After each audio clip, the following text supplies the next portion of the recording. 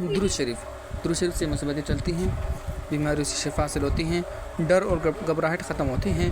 درود شریف اللہ جل شانہ سیدھا حضرت محمد مصطفیٰ صلی اللہ علیہ وسلم کے روزے تک پہنچاتا ہے۔ رسول اللہ صلی اللہ علیہ وسلم فرمائے جس کو مسلمان کا درد نہ ہو وہ میری امت میں سے نہیں، یعنی کہ درد محسوس جس مسلمان کا دوسرے مسلمان کو نہ ہو۔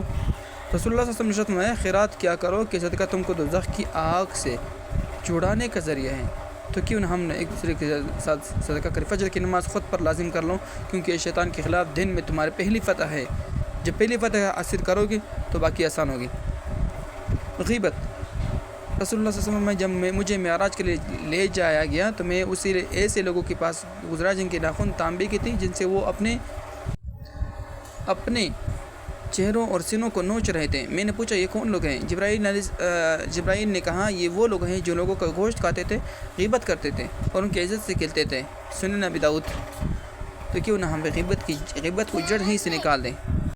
قرض کا 1 روپیہ واپس لوٹانا 1000 روپے صدقہ کرنے سے زیادہ بہتر ہے، کیونکہ صدقہ ہر بلا کو رد کر دیتے ہیں۔ شیطان کو اولاد آدم میں زیادہ سونے اور زیادہ کھانے والا سب سے زیادہ پسند ہے، کیونکہ زیادہ کھانا اور زیادہ پینا اور زیادہ سونا انسان میں غفلت پیدا کرتا ہے اور غفلت کی بیج اگاتا ہے انسان میں۔